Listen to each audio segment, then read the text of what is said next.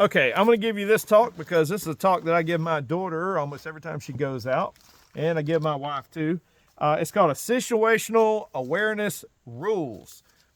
What a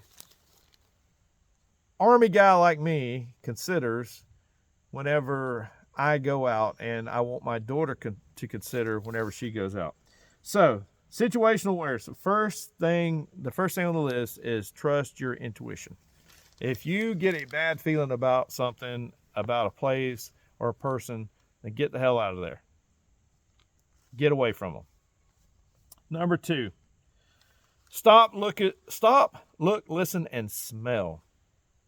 If you walk into a spot, let's say you come home at night, you get out of your vehicle, just stop for a minute, look, listen, and smell. Do you smell any strange odors, like maybe cigarette smoke that someone that means you harm might have been smoking, and you smell that on their clothes and they're hiding somewhere near? Do you hear anything that's out of the ordinary? Just stop, look, listen, and smell, and just see before you walk into a trap. Number three, look for what doesn't fit. So you get out of your car, you walk into Walmart, and there's this woman in there, and she's walking around. She ain't buying nothing, but she's following you everywhere. She leaves early, goes outside, and you see a van parked out there in the parking lot, and it moves over next to another car, which happens to be yours. Those things don't seem to fit, right? Okay, so things that don't fit probably don't. So be aware. Pay attention to who is watching you. I always tell Rachel and my wife, watch who is watching you. If there's always somebody trying to hawk you. Sometimes it's a team, an abduction team. They're just looking to see if you might be the one they want to get. So watch who is watching you. The other part is twice isn't coincidence. If you see somebody twice, and especially 3 times, 3 definitely isn't coincidence, then there's something going on. You need to get your alert out, and be ready. Number 6, I'm gonna add one in there. I don't know if it's further down the list, but while I'm thinking about it, put the damn phone down. Get off your phone. Get off your phone. Get off your phone. The only time you should be on your phone is just for a brief second to answer a text or a phone call, and you don't need to be looking down on it. You need to have your head on a swivel, because they get people when they're on their phones, and accidents happen on your phone. If you're driving and you are on your phone for any amount of time, then you're wrong. Okay, apply the 3-turn test. If someone is following you, then you make 3 right-hand turns, and every time you make a turn, there's a 25% chance they're not going there. And the time you make the last turn, there's a 100% chance that they're following you. So apply the 3-turn test. Number 7, lead them to chaos, into crowded areas and away from your destruction. If they're following you, you lead them into a super crowded area, into a chaotic area, so you can distract them and escape. Number 8, don't give out information. Give them the wrong name. A lot of people will be standing, a good example, somebody standing in line behind my daughter at the grocery store, and they said, "Hey, you look familiar. Do you go to school here?" Well, what they're trying to find out is, how old are you? And if you're from here. What was your name again? Where y'all from? Trying to find out where she lives, her name, trying to get all this information off of, seems like harmless questions, but so at that particular moment, you just give them wrong information. My name is Janie, Jane, John, whatever. I'm from Gainesville, and no, I don't go to school here. Blah, blah, blah. You give them something extra. Number 9, practice memorizing vehicles, makes, models, colors, tags, and distinguishing marks of vehicles. Why is that? Because if you're home and you see the same vehicle go by your house 2 and 3 times, you've never seen it before, you need to know who that is. If you see the same vehicle parked next to your vehicle at 2 or 3 different places, you need to know who that is and what they're up to. Number 10, practice fake ID memorization. Have a fake person in your mind that you can be and know everything about that fake person and give that information out to people that you don't want to know who, whatever. The other part of that is be aware of good-looking people interested in you, and especially for females. They will use a nice-looking guy to. Everybody seen the movies Abducted or whatever, where the guy's daughter got approached by the nice-looking guy at the airport, and he took them back, and next thing you know, he was the guy that basically went out and found the pretty girls for him to abduct. So be very skeptical of good-looking people that are interested in you that you don't know. Okay. Number 11, plan on escape from your present position. Always have an escape plan from your present position. Meaning you're in a parking lot, someone's coming up to you, always figure out how can I get out of here quite quickly and easily, and keep something between you and them all the time. If there's somebody approaching the parking lot and you have a buggy, just push your buggy in front of them. If you don't have a buggy, go around to the other side of your car. So you keep something between them and you. Number 13, don't get outnumbered. Don't get outnumbered. Make sure that if you see more than one person coming at you, then you need to start going to the next thing, which means be ready to fight instantly, have a weapon on hand. Whatever that is, if it ain't nothing but pull your belt off and be ready to sling that belt at them or whatever you have on hand, make sure that you're ready to fight. Have a little ginger ale. Yes, that is good. Okay. Number 14, don't let anyone get close enough to you to harm you. They like to ease up on you as if they can't hear what you're saying. If they get closer, you step back. You step to the side if you can't step back. Or you tell them, don't come any closer. I'm armed.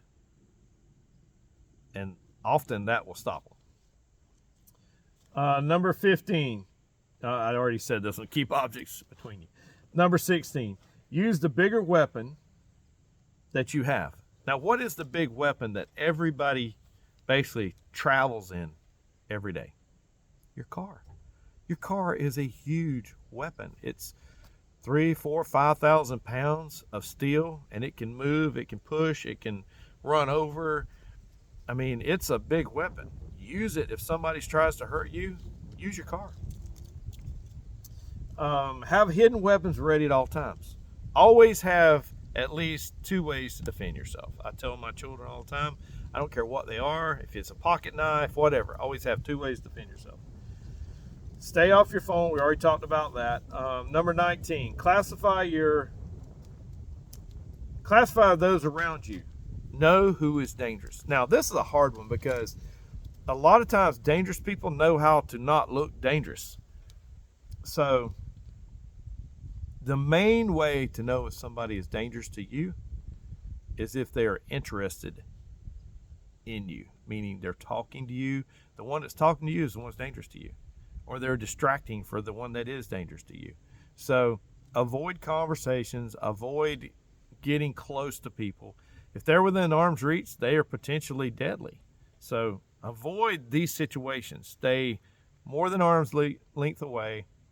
Don't get involved into conversations with people you don't know unless you have people with you, that sort of thing. Number 20, set up your position, where you sit, where you walk. In other words, don't put yourself in a bad position. Don't go walking by parked vans that are running. Don't go walking down dark alleys.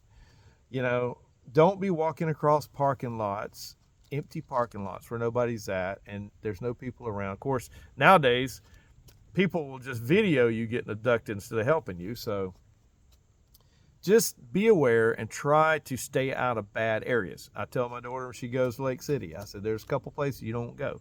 Walmart parking lot is number one. You don't go to Walmart in Lake City. You don't go to that parking lot. You sure as hell don't go to the bad neighborhoods. Because if your car breaks down there, now you're in a fight. Or you're going to have to be a fast runner or something. So there's places you don't go. You don't go to Jacksonville, downtown, to that VA hospital that is right in the middle of Thugville.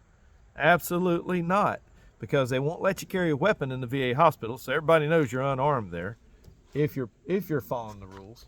So yeah, don't go to places that can turn out to be bad for you.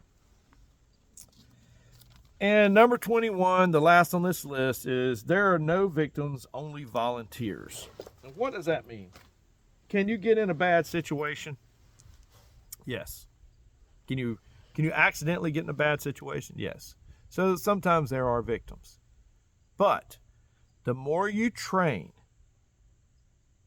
the more you think, the more you prepare, the more you plan, the less of a victim you will be. So put everything in your favor. Put the numbers in your favor. If someone starts shooting, get off the X. That gives you an 80% chance of not being hit.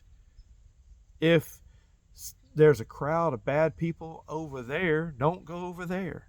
Don't go out at hours that are deadly hours, like New Year's Eve after midnight, in the fog. Don't do deadly shit like text and drive on your phone or watch videos on your phone while you're driving.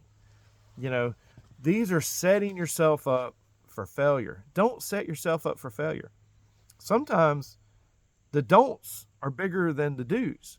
But if you have a certain set of don'ts, where you don't go to bad places, you don't hang out with bad crowds, you don't do stupid shit, you don't let people follow you, you don't talk to strangers, you don't give out information, you know, and then the do's are you do train with weapons, you do remember all these rules, and you do the right thing, then a lot of times you don't end up a victim. You know, the other thing I want to add to this while I'm thinking about it, they have a new technique out now. The abduction teams have techniques out where if they see somebody, they do what they call mark them. And they mark them by taking a tracker and just putting it inside their bumper. If they see the car they got out with, they just put it inside their bumper. And then they go back and they track the person where they live, they track where they go every day, and then they can kind of set up a plan to abduct that person at the right optimal time. So I would strongly suggest that you check underneath your vehicle for any kind of trackers.